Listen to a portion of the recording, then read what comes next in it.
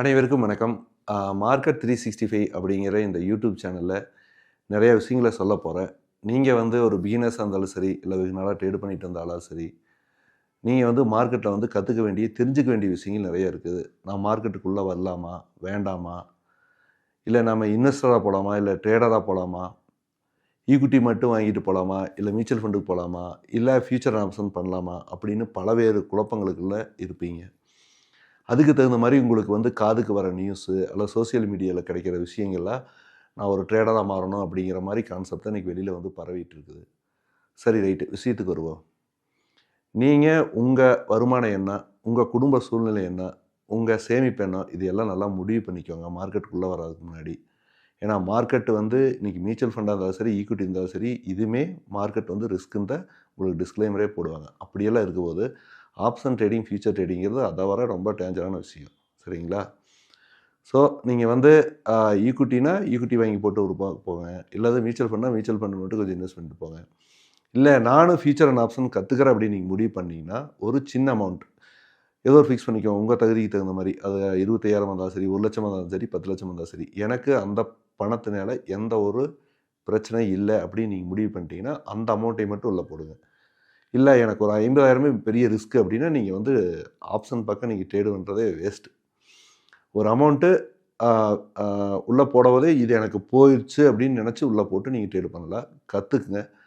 ஒரு 6 மாதம் ட்ரேட் பண்ணி பாருங்கள். போச்சுன்னா அந்த 50,000மோ 1,00,000மோ உங்கள் தகுதிக்கு தகுந்த மாதிரி அந்த லாஸோடு நீங்கள் வெளியே வந்துடுங்க. ஆனால் நீங்கள் அப்படி 6 மாதம் 3 மாதம் ட்ரேட் பண்ணி பழகிட்டீங்கன்னா இந்த ஆப்ஷன் ட்ரேடிங்கிறது மிகப்பெரிய ஒரு போதை. திருப்பி நீங்கள் அதிலிருந்து வெளியில் வர முடியாது.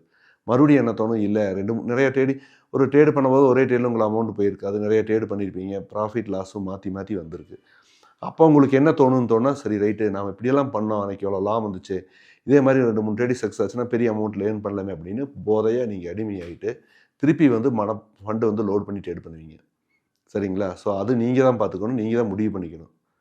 ஸோ இதில் கற்றுக்கிறதுக்கு எக்கச்சக்கமான விஷயங்கள் இருக்குது. நீங்கள் கற்றுக்கணும். ஒரு சின்ன சின்ன இண்டிகேட்டர் எல்லாம் வச்சுக்கிட்டு நீங்கள் ஒரு ஆப்ஷன் ட்ரேடிங் பண்ணுறதெல்லாம் ரொம்ப கொடுமையான விஷயம். ஸோ அதனால தான் சொல்கிறேன், திருப்பி நீங்கள் மார்க்கெட்டுக்குள்ளே உள்ளே வரோன்னா நிறைய விஷயங்களை கற்றுக்குங்க. இல்லைன்னா ஒரு இன்வெஸ்டராக மட்டும் உள்ளே போயிட்டு உங்களுக்கு ஒரு சின்ன சின்ன அமௌண்ட்டில் ஈக்விட்டியோ அல்லது ஒரு சின்ன ஒரு எஸ்ஐபி போட்டுட்டு மியூச்சுவல் ஃபண்டில் போட்டு நீங்கள் கோல்டு பீஸ் வாங்கலாம், நிஃப்டி பீஸ் வாங்கலாம், சில்லர் பீஸ் வாங்கலாம். மாதம் 500, 1000, 2000 உங்கள் தகுதி தகுந்த மாதிரி நீங்கள் 10,000 கூட வாங்கலாம், ஒன்றும் பிரச்சனை இல்லை. எவ்வளோக்கு வேணாலும் வாங்கலாம்.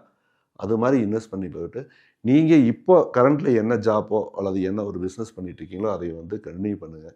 இந்த ஸ்டாக் மார்க்கெட்டுள்ளே வர முன்னாடி கண்டிப்பாக உங்கள் ஃபேமிலியோட டிஸ்கஸ் பண்ணுங்கள்.